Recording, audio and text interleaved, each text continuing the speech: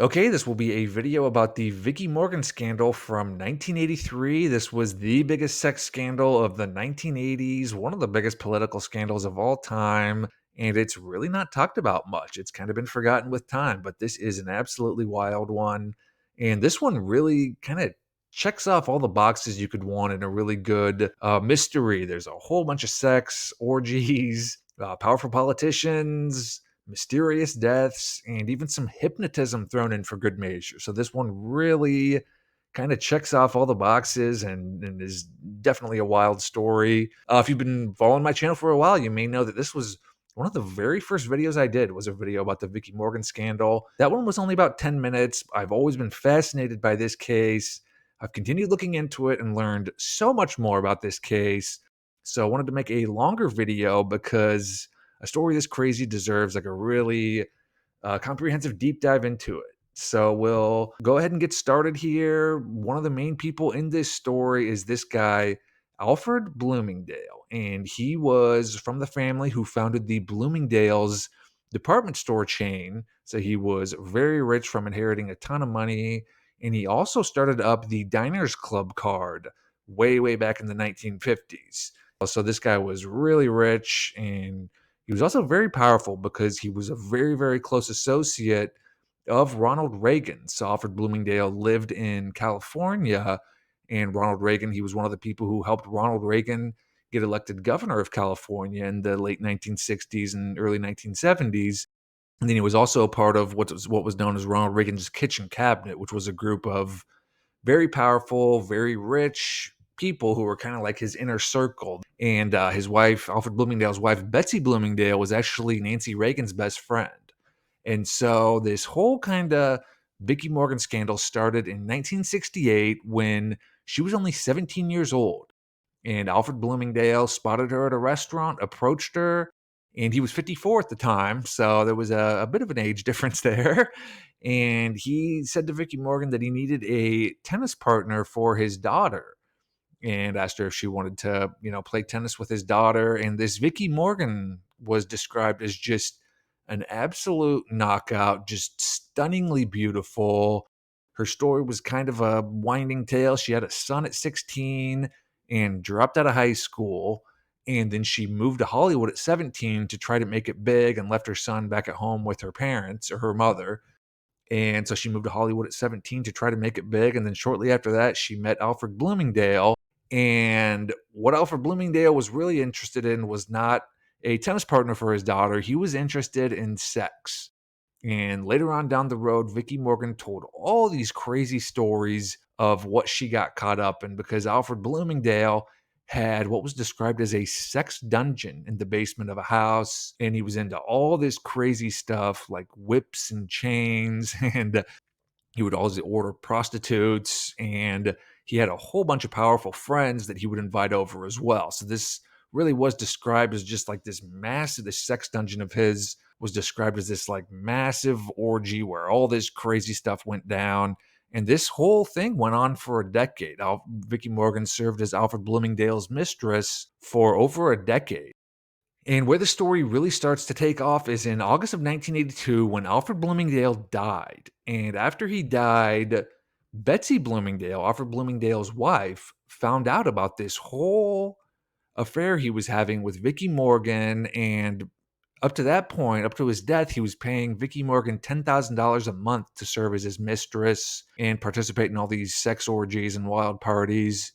After he died, Betsy Bloomingdale found out about that. She cut that money off. And so she decided to sue the Bloomingdale estate because she had written documentation from Alfred Bloomingdale right here on the screen where he agreed to pay her $10,000 a month moving forward. Alfred Bloomingdale also was an early investor in Showbiz Pizza, and he gave her one half of his ownership stake in Showbiz Pizza. Showbiz Pizza ended up becoming a really big chain, very successful.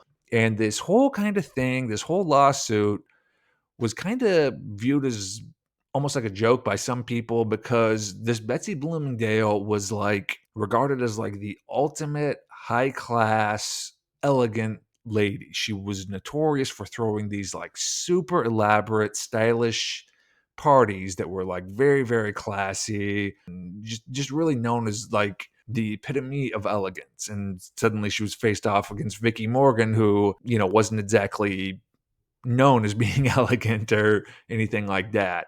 So anyway, Vicki Morgan filed a lawsuit to keep getting these payments and this money she claimed she was entitled to. And the key thing that came out was that it wasn't just Alfred Bloomingdale, involved in like a little kinky sex. It was a whole bunch of associates of Alfred Bloomingdale's, and a lot of these people had gone on to, become very powerful nationally.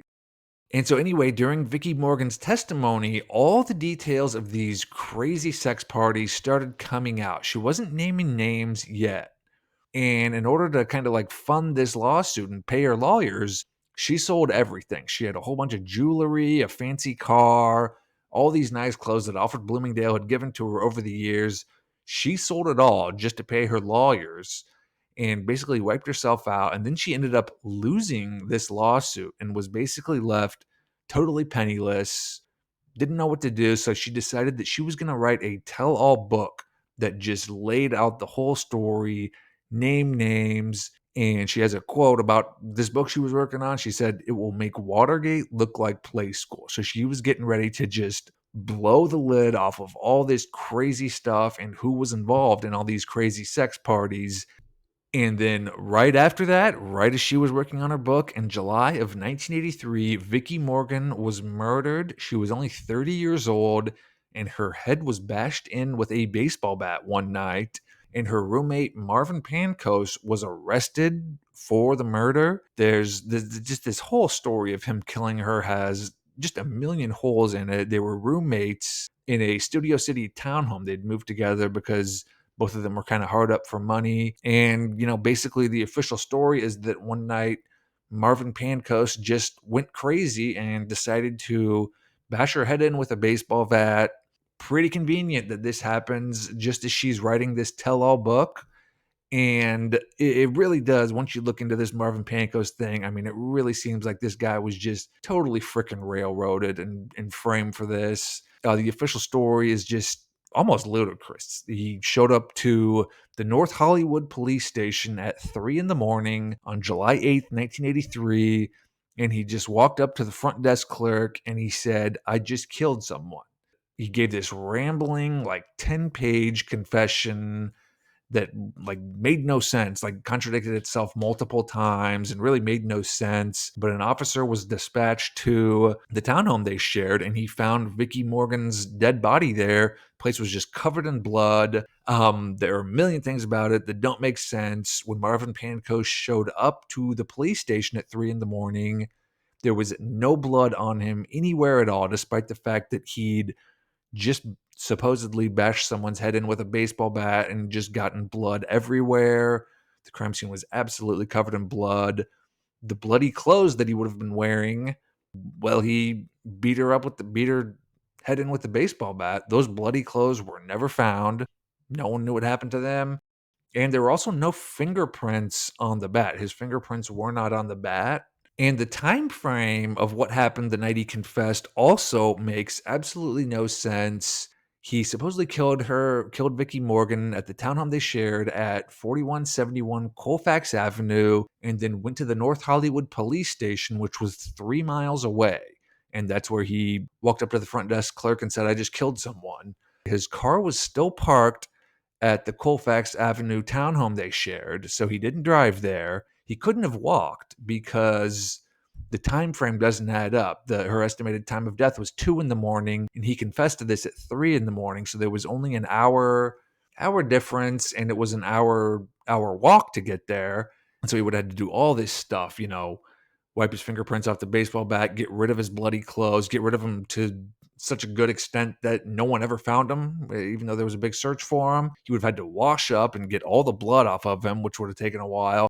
And Marvin Pancos himself did not remember at all how he actually got from the townhome to the police station that night. Down the road, he talked about what he did remember from that night, which wasn't much, but he said he remembered seeing Vicki Morgan watching Johnny Carson at around midnight, and then he went to sleep. And a few hours later, he woke up and the room smelled like medicine or chloroform. And then the very next thing he remembered was that he was at the North Hollywood police station with no idea how he'd gotten there, and he had no idea why he'd even walked up to the front desk clerk and said, "I just killed someone." He didn't remember doing either of those things. Yet another strange thing about this is that the police investigation was also very suspicious. It was described in this Dominic Dunn article in Vanity Fair. It was described as colossal ineptitude on the part of the police. They didn't take any fingerprints at all at the scene of the crime, at the scene of Vicki Morgan's murder. So if there had been somebody else there who, was the person who'd killed her and not Marvin Pancoast, no way of knowing that because they did not take any fingerprints. And they also did not seal that townhome afterwards. So anyone could have walked into the townhome and cleaned up evidence or removed something. It took over 24 hours before they sealed the townhome after the murder, which is described as almost like incomprehensible that that would happen. And even Marvin Pancoast's lawyers said, this quote here, "If this is not an inept police investigation, then it's a deliberate cover up." And that's what a lot of people thought at the time was, well, the police were covering for someone. They purposely kind of screwed up this whole investigation. And it's pretty incredible because there was literally zero physical evidence linking Marvin Pancoast to the murder of Vicki Morgan. His fingerprints weren't on the bat. There was no blood on him. The time frame didn't make sense. His whole arrest was based on the fact that he walked into the police station and said, "I just killed someone." And that was it. That was the whole extent of the evidence. And his lawyers eventually argued that he'd been hypnotized into confessing and making this confession at the police station. They claimed that someone else or a group of people had murdered Vicki Morgan, then drugged Marvin Pancoast, hypnotized him into confessing to the murder, and then they'd driven him to the police station. We'll get more into Marvin Pancoast's trial a little later on and talk about a bit more about this possibility that he could have been hypnotized in a bit. But I wanted to talk now about the next crazy thing that happened, because this is where the story gets really insane and just totally goes off the rails, because this guy, Robert Steinberg, was Marvin Pancoast's attorney for a while. And this Robert Steinberg claimed that a random girl dressed in all black showed up to his office one day, gave him a duffel bag, and said, "Inside that bag are a few tapes that are going to help get the murder charges against Marvin Pancoast dropped." And then she just left.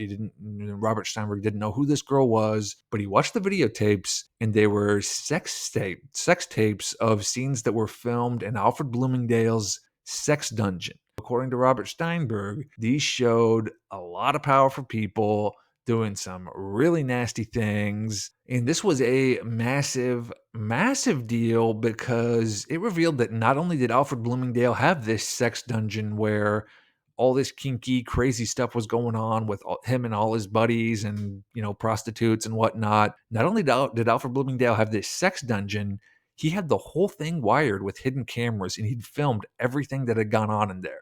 So what this really sounds like it was a blackmail ring where he'd get powerful people on camera doing things they should not be doing, maybe even illegal things, and then using it to blackmail them. And this Robert Steinberg, he, has this quote, and he says it could embarrass everyone right to the top of the country. So this whole thing really was just the talk of the nation for a while. This whole Vicki Morgan sex tapes thing just went off like a freaking bomb. And the big question that everyone talked about and speculated about was just, well, who was on these tapes? What exactly did these tapes show? And like, just how big was this story? And then a incredibly weird thing happened. This whole story is full of incredibly weird things, but an incredibly weird thing happened 24 hours after this Robert Steinberg held a press conference talking about how he'd gotten these tapes, because Robert Steinberg held another press conference saying that the tapes that he had been stolen and they were now missing. And so he didn't have the tapes anymore. Someone had stolen them from his office and he didn't know what had happened to them. That's at least what he said. You do have to wonder if he was just maybe threatened into silence or told to keep quiet. But, he called this press conference and said, well, hey, the tapes got stolen. I don't have them anymore. I don't know what happened to them. And at this point, the whole Vicki Morgan sex tapes thing became kind of like this big running joke because it was just so many questions. Who was on these tapes? What did they show? who stole the tapes? Where'd they go? And then the obvious question also was just, did they even exist, or was this whole thing made up? It really was kind of considered like this big joke. Late night comedians told all these jokes and poked fun at it. If you've ever seen the movie Fletch, he makes a joke that his boss has the Vicki Morgan tapes hidden away in his office, but there really were no answers. No one knew what had happened to these tapes or who was on them. And, people wondered, did these tapes even exist? And then right after this, yet another really bizarre twist in this story happened, because Larry Flint of Hustler magazine came forward and said that he now had the tapes. He bought them for $1 million from an unidentified person, and he was now in possession of these mysterious Vicki Morgan sex tapes. And Larry Flint's a real interesting guy. Everybody knows him as like the porn dude who started Hustler magazine, but he was actually very, very political, really into like investigating conspiracies and investigating suspicious deaths and exposing government corruption. And Hustler, it's known as, a porn magazine, obviously, but Hustler was like very renowned for publishing these like super in-depth investigations into a lot of these like real mysteries. They did a huge investigation into the assassination of Robert Kennedy. They talked about the assassination attempt on Ronald Reagan's life. They did a whole bunch of really intense like investigations into like serious topics and went really in depth into some of these like mysteries and whatnot. And what Larry Flint did was he called a little small press conference, called up a group of reporters, and he actually played the tapes for them. So this is an article that appeared in the San Francisco Guardian years later, and it was written by a guy who attended this press conference, and he describes what he saw on this Vicki Morgan sex tape that Larry Flint played. I'll go ahead and just read this off right here. It says, Flint played a portion of one tape for the skeptical reporters. The black and white video showed a dead ringer for President Ronald Reagan, sans clothing, engaging in a bizarre sex act with a young woman wearing a dildo. The reporters were intrigued, but none wanted to touch the story. They left all the remaining food for the hotel employees to devour. So clearly some pretty incredible stuff was supposedly on these sex tapes. This is another report from someone who had claimed to be at this little mini press conference that Larry Flint, when he showed the Vicki Morgan tapes. And I'll just read this off too. He's talking about the video, and he says, its vintage is uncertain, but it depicts a man closely resembling Ronald Reagan taking off his clothes and fondling a young woman attired in English riding habit, complete with boots and a crop. She has a dildo strapped to her pelvis. After a brief blank section, the tape picks up with the pair on a couch, and I won't get into the graphic detail here, but basically she goes to town on Ronald Reagan with her toy. And this part here is kind of like why this didn't become like a big story, because the media just couldn't be 100% certain. All these media members couldn't be 100% certain that this was in fact legit. And this was like such a freaking insanely explosive story. And since they couldn't get like 100% proof that this was legit, none of these like mainstream reporters ever really ran with this story of what was depicted on these Vicki Morgan tapes. And basically what happened right after Larry Flint came forward and claimed that he had these Vicki Morgan tapes is that his life was absolutely destroyed. I mean, his life was just ruined. It totally fell apart. He thought the FBI was going to kill him. This article here where he talks about how he thought the FBI was going to kill him, he says, I'm afraid the FBI is going to kill me because I've got the Vicki Morgan sex tapes. So he really felt like whatever was on these tapes was so explosive that he was going to be assassinated. He became like a total recluse. He lived in this massive mansion in Beverly Hills, and he became this total recluse. There was like one time where during this time where he called a press conference and he just gave it right outside of the mansion. And he talked about kind of what was going on. I'll go ahead and play a clip from that press conference right now. Now, if you knew that the President of the United States had committed murder and you could prove it, and the FBI and the CIA works for him, would you leave your house? So he was totally afraid for his life. And this lady here, her name is Mae Brussel. I've talked about her in a few other videos. She was really big into like investigating mysteries and, some of these conspiracies. She was actually known as like the queen of conspiracy. So she was writing articles for Larry Flint at this time. And she had a weekly radio show, and she talked on her show about how right around this time, Larry Flint just started acting insane and just started acting totally crazy. And she thought that someone was slipping him drugs and kind of just really messing with his mind and driving him just totally insane. And so she kind of talked on her weekly show about how she believed that, someone was dropping something in either his food or his drink or something. And I'll go ahead and play a clip from that real quick here. Larry Flint called me a week ago Saturday night and told me he had this wonderful idea. He was going to get an airplane, a 727 was hired, and he was going to jump over the ocean where Larry McDonald went down and go without a parachute. And I knew immediately that something terrible had happened to him. And I knew then that he was out of his mind. He never talked like this, and this was so silly. I said, look, you're talking like Jim Jones. Somebody has your head. Somebody's dropped something to you. And I didn't know who was there at the house. I didn't know what was going on. And one really incredibly weird thing that happened to Larry Flint around this time that he was really looking into the Vicki Morgan thing hardcore was these three people moved into the mansion that he lived in Beverly Hills. So these three people moved into Larry Flint's mansion, and Mae Brussel referred to these people as the CIA's A team. They were kind of like the go-to people when a problem needed to be taken care of. And on the left is Mitchell Warbell. He's got a crazy story. We could talk about him for the next hour, but he's like this international mercenary type guy who's big into like assassinations. Then there's G. Gordon Liddy in the middle there. G. Gordon Liddy was one of the masterminds behind Watergate. He spent a couple years in prison because of his role in Watergate. And then there's Gordon Novell.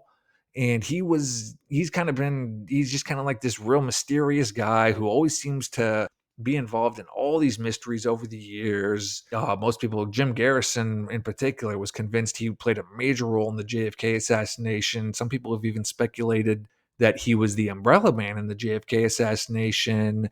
And so these three people moved into the mansion that Larry Flint lived in. And Mae Brussel talked on her show about how she was just totally convinced that these people had moved in because they'd been hired to get rid of Larry Flint. So I'll go ahead and play a clip of her talking about that right now.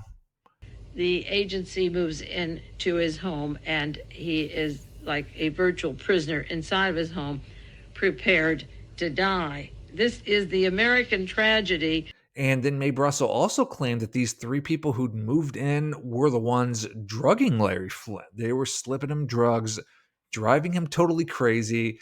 And she was convinced that they were trying to convince him to just kill himself so they wouldn't, have to stage a death or anything like that. They were just messing with his mind so much that he was going to kill himself. So I'll play this last clip from Mae Brussel here where she talks about that. He's not crazy. He's been given some drugs that have altered his personality. He wasn't doing these things before. Where Bell moved in the house, and it seems that they've talked him into killing himself. They're not going to kill him. He's going to kill himself. And this only happened very quickly in the last 10 days. And at this time, Larry Flint was launching this magazine. It was called The Rebel, and this is one of the most fascinating, badass magazines in the history of the magazine industry. Basically, it was like a weekly news magazine launched by Larry Flint to compete with Time and Newsweek. And this magazine was going really hard on the Vicki Morgan scandal. And right around this time when he launched The Rebel, and it was really devoted to, investigating the Vicki Morgan scandal. This is when the A-Team moved in with Larry Flint and he started acting all crazy. And this magazine, The Rebel, got freaking just absolutely destroyed. It only lasted 8 issues and then just vanished. It's been totally forgotten about with time. Nobody's ever heard of this. You cannot find copies of this anywhere. It is extremely rare, but if you can find it, Definitely take a look because it's a really badass magazine, and they really went hard on a lot of these conspiracies. The story of the Rebel and everything that happened with it is so crazy. I actually already did a full video about the Rebel and Larry Flint and everything that went on with this magazine. I'll link it in the description of this video if you want to check it out. And then Larry Flint was sentenced to 15 months in prison right around this time for desecrating the American flag and contempt of court because he had started acting really crazy and screaming at the judge during his court hearing. And he got placed in solitary confinement in prison, and he would even write like the editor's letter for his magazines from this solitary confinement cell. His wife also contracted AIDS around this time, and she eventually died because it was claimed she was so weak that she drowned in a bathtub, which is a very strange way to die. Then there's a lot of celebrities and other prominent people who've died by drowning in bathtubs. A lot of people think it's some sort of code for someone or some sort of group being involved. It's like their calling card. But yeah, she developed AIDS right around this time and eventually died by drowning in a bathtub. Basically, the point is that Larry Flint claimed that he had these Vicki Morgan tapes, and he's just doing a ton of work on investigating this Vicki Morgan murder and the Vicki Morgan scandal and who all was involved in this. He wasn't letting the story die. And then, right around this time, in just a very short amount of time, his life was just totally ruined between his magazine, The Rebel, being eliminated, between being sentenced to 15 months in federal prison, between his wife getting AIDS. So there was just all this stuff that went on just in a very short amount of time right after he said that he had the Vicki Morgan tapes. And we'll end the video up here just by talking a bit more about Marvin Pancoast and his trial. Once again, nobody with half a brain thinks it's just a coincidence that Vicki Morgan was working on this tell-all book, and then right as she was working on this, her roommate just happens to go crazy and snap and kill her. As far as his trial, it was in June of 1984, and as we mentioned, there was zero physical evidence that actually linked Marvin Pancoast to this crime. His whole arrest was based on the fact that he'd showed up to the police station and said, I just killed someone. The time frame didn't add up. But his lawyers ended up arguing that he'd been hypnotized into making this confession. And his lawyers claimed that this guy, Gordon Bassachis, was involved. Now, this was the writer that Vicki Morgan was working with on her tell all book. They'd also been romantically involved, and they'd recently gotten in an argument, and she'd fired him off the project. So she'd fired him from this tell all book. And their argument that they had after she fired him did get physical. Gordon Bassachis claims that he put her hands on her and it wasn't that big of a deal, but Marvin Pancoast was asked about it, and his exact words were he beat the shit out of her. And then Vicki Morgan's mom also said that Vicki had told her that he'd punched her in the face and hit her repeatedly. And what's incredibly, incredibly strange is that the police did not question Gordon Bassachis at all until 3 months after the murder. It's almost ludicrous because he was not only working with her on this tell all book and knew everything, all the secrets that she knew, he was also romantically involved with her, and he'd fought with her and admitted that he'd hit her. So it's just almost incredible that the police did not even talk to him until 3 months after the murder. This kind of ties in with the whole police ineptitude that we talked about earlier and wondering if they really were investigating this or really were just trying to cover something up. Another really interesting thing about Gordon Bassachis is he was fascinated by hypnotism, and he was an amateur hypnotist. And so Marvin Pancoast's lawyers claimed that because of his interest in hypnotism and experience with it, he was the one who had hypnotized Marvin Pancoast into confessing. Hypnotism is just crazy. This is a topic I've talked about recently in multiple videos. It's just crazy how, if you know what you're doing, you can have a ton of power and a ton of just total control over someone's actions and words. And so, this hypnotism argument that Marvin Pancoast's lawyers were making, it was kind of like ridiculed and not really taken that seriously, and the jury didn't really buy it. But it's really, really not that far-fetched to think that he could have been hypnotized into making this confession that, again, he later took back and said he wasn't involved. But anyway, he, was interviewed in prison, and he did maintain until he died that he was innocent. This is a real quick clip here from him talking about his innocence that I'll play right now. I didn't kill him. Marvin Pancoast. Is he a madman, a spinner of fantasy, or the fall guy in a murder involving government intrigue, as his attorneys have claimed all along? And Marvin Pancos even claimed that Vicki Morgan had copies of the sex tapes that she stored at the townhome they shared together. She had a whole collection of things from Alfred Bloomingdale's sex dungeon. And Marvin Pancos even claimed that he'd seen some of the tapes, and he talks about that in this interview as well. Vicki and a couple of politicians in your, I don't know where it was filmed at. I wasn't around when it was done. You saw it? Mm-hmm. She was petrified of the administration and petrified of one particular gentleman in the administration, not the president. Now, Gordon Bassett has also claimed that Vicki Morgan was terrified of being murdered. He'd claimed that he thought that she had been approached by someone with an offer to blackmail whoever had been on these tapes. And what ended up happening was the whole thing just basically blew up in her face, and she'd been murdered because she was attempting to blackmail the people who were on these tapes that she had. Remember again that if she did have tapes or have like things from Alfred Bloomingdale's sex dungeon, remember that they did not seal this murder scene of Vicki Morgan until 24 hours after the murder. So anyone could have walked in and grabbed anything. Would have been very easy to just remove these tapes if they did exist in the house. And another interesting thing is that Marvin Pancoast and Vicki Morgan had met in a mental asylum. Vicki Morgan was in for drugs. Marvin Pancoast had a lot of mental problems, and he was in and out of mental facilities for basically his entire life.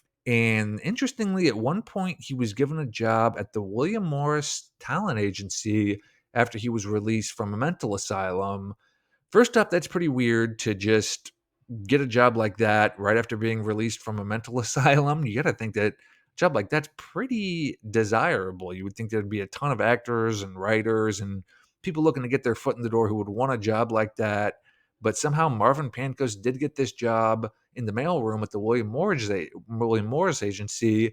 And secondly, what's interesting is Vicki Morgan had contacted the William Morris Agency when she was shopping her book around for an agent. So the people at the William Morris Agency did know about this existence of this Vicki Morgan tell-all book. There are a lot of politicians, a lot of very powerful politicians who are represented by this William Morris Agency. So I thought it was a really interesting link that she had, told the people at the William Morris Agency about her tell-all book, and Marvin Pancos just happened to have this very strange connection to one time working at the William Morris Agency. But anyway, with Marvin Pancos, he was found guilty and sentenced to prison, and eventually he died of AIDS in prison in 1991. And to the day he died, he still maintained that he did not kill Vicki Morgan. And the last strange thing I wanted to mention, and I promise this will be the last thing, but I wanted to mention something real quick about this guy, Bernie Kornfeld. His story is absolutely amazing. I have never heard of him before this video. I'm shocked I haven't because his story is so incredible. But he lived in this massive mansion in LA. It's pictured right there. And he lived there with just a ton of absolutely gorgeous women. His mansion was described as the Playboy Mansion without the magazine, and he would always appear in public just surrounded by women. He was really rich. He was some sort of international financer, and he owned like a couple castles in Europe and owned places all over the world. And he would always go on these trips and just be surrounded by these absolutely gorgeous women. And his story is absolutely fascinating. I think this might be my next video because I really would like to kind of research this guy and find out a bit more about what was going on here. But anyway, the reason I mention him is because Vicki Morgan lived in Bernie Kornfeld's mansion with Bernie and a whole bunch of other women. She lived with him for a while in the 1970s. And the rumor has always been that Bernie Kornfeld ran an international prostitution ring where he would send these girls that he lived with off all around the world to meet up with, very powerful people who he was setting them up with. Now, what's also interesting is Vicki Morgan, for a while, dated the King Hassan of Morocco. Dated probably isn't the right word, but she she was involved with him. And again, this is King Hassan of Morocco. She was also involved with the daughter of King Faisal of Saudi Arabia. So somehow she got caught up with these two people like way abroad, very powerful people. And again, it's always been rumored that this Bernie Kornfeld was running an international prostitution ring, and she lived with him for a while. But really, this whole Vicki Morgan tape scandal boils down to just one thing, and that's blackmail. It just seems like that was the crux of everything that went on. Alfred Bloomingdale was filming everything that was going on in his sex dungeon and was most likely using it to blackmail powerful people. Vicki Morgan got the tapes, and she was most likely using them to blackmail, or at least threaten to blackmail other certain people, and that resulted in her death. It just really seems like this was a massive, massive blackmail operation. If these tapes did exist, you do really have to wonder what would have happened if these would have gotten out. How big of an impact would have this happened? It really, depending on what was on the tapes, it really could have altered the course of U.S. history. Instead, this whole story, just like a lot of stories I cover on this channel, it just kind of came and went, and it's been mostly forgotten about. I'll put a bibliography video out for this video with just kind of a lot of the sources I use to put together this video. I've been putting out these bibliography videos in the members section for all the members here on YouTube and on Patreon. So if you feel like supporting the channel and you enjoy my work, I'd greatly appreciate the support. I also found some Rebel magazines online, so I'll include links to those in the bibliography video. And lastly, just thank you for your support, and we'll see you soon with another video.